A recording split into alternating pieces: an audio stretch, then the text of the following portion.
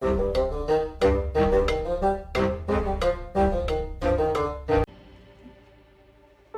we stand at the height of prosperity, we need only look to the past to remember. Welcome to the Critically Clueless, and today we are going to be reviewing Sid Meier's Civilization 6 4 years on. For anyone not familiar with Civilization, I don't know what you're doing. This franchise has been around for 29 years. It's kind of crazy, but Civilization 6 is a grand strategy turn-based game.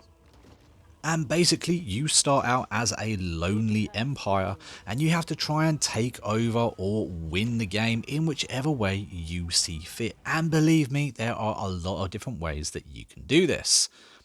Now, Civilization 6 is a huge game, so bear with me. I will try and put as much detail into this review as I possibly can, but like I said, it is massive, so if I miss something, please forgive me. Civilization 6 has been developed by Aspyr and published by 2K. It's currently on the PlayStation, the Xbox, the Switch and the PC, and will set you back around £37 depending on what sale you buy or where you buy it or the platform you want to buy it on. This game can be extremely costly if you buy all the little bits piece by piece, but there are different ways to buy the base game and then pay an upgrade price for the DLCs and all the extra civilizations that this game comes with. And it does come with a lot of civilizations. I think the base game comes with around 30 civilizations, and all in all there are 58 different civilizations at the moment. Now, before you even start your game, you have got a lot of choices up ahead of you, from different maps that you play on, the different speeds you play on, the difficulty in which you play, and again, like I said, you have to pick from the 58 different civilizations to actually play as, depending on the playstyle that you want to play. There's also 8 little mods that you can click on that do a lot of different things as well as 6 different win conditions. So like I said, you are not short for options within this game. Now, like I said, basically you pick whichever empire you want to play with and you move around the world or whatever map you pick and try and build your civilization. You found cities and try and explore and meet other civilizations to which you can destroy or befriend, all while working your way down 2 very unique tree lines. The first we're going to talk about is your civics tree, in which you can unlock new governments and extra buildings as well. Now, when I very first started playing this game, and I've played well over 100 hours both on the Switch and the Xbox S, I didn't really pay too much attention to my civic tree, and I've got to admit that was a huge mistake. There are some extremely powerful governments that you can get, and you can only get them if you have a good amount of culture. And the one that I did prioritize was the science tree, the technology tree. This is where you get all your different types of troops and all your different types of military stuff. Or if you want to go for a science victory, this is where you're going to find the buildings to launch things into space. And of course, the all-important nukes. And there is a lot to look at and to get through, and it's taken me an awful long time to actually even begin to understand where I should have a little look-see at prioritizing my run through and my playthroughs. And that's where you kind of start to understand just how deep and big this grand strategy game is. Now, for me, because I am a Neanderthal, the only way that I want to win my game is domination, basically meaning take out every other civilization on the map, and that is all about creating armies and taking out all of their cities. In the end, you could end up having 50, 60, 70 different cityscapes that you need to micromanage, and hundreds of troops for you to move all over the world map. For instance, I really love the True Locations huge map. I found that a lot of fun to play through when you're conquering Europe, for instance, or taking over South America. I found it a lot of fun to do that. But in order to do that, you need to raise an army. And that's where the turn-based combat comes into play.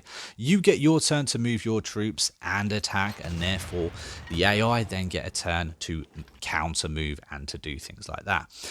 The difficulty in this game I found really interesting. I've kind of worked my way up from settler difficulty, that's obviously the easiest difficulty, all the way up. I'm now currently playing on king difficulty, but there is even harder than that too. And the AI don't seem to be all that bright. They kind of seem to focus on power and trying to overwhelm you rather than actual strategic locations and, moves. Now, currently, there are two major DLCs for this game. There is Gathering Storm and Rise and Fall. They are probably going to be the only big major DLCs that are out for this game. I don't think there's actually going to be another one. Rise and Fall was a really interesting DLC, I thought.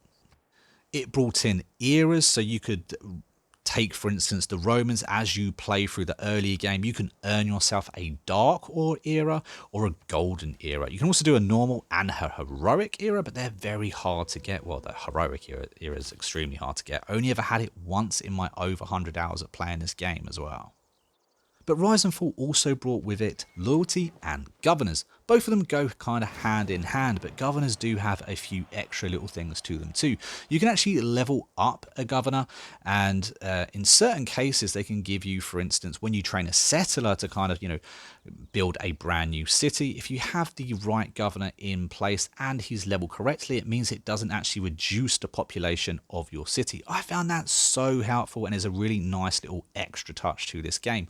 Loyalty is another thing that's been added to this game because of Rise and Fall, and basically means if you don't manage your cities properly, or you take over an enemy's city in their kind of area, that city may not actually want to be under your rule and can either go to a free city or go back to the enemy that you've just taken it from. It can be a bit of a git, but I really like the idea of this. And Gathering Storm, the most recent major DLC, actually brought with it disasters, which really shapes up the gameplay. When you very first settle, you can see different areas of the map that may flood.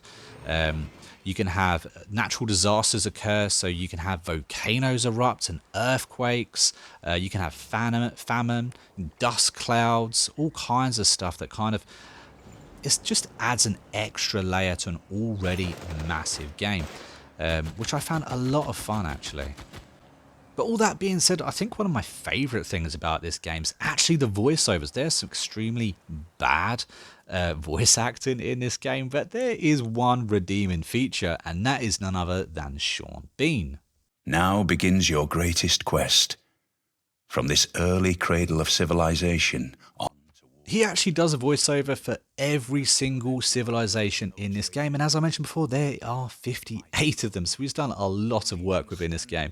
He also narrates different wonders in the world and different events that happen within your game too, but honestly for me he is possibly the best thing about this game. Just delivers everything completely perfect, and it's actually nice to see him in something where he doesn't die.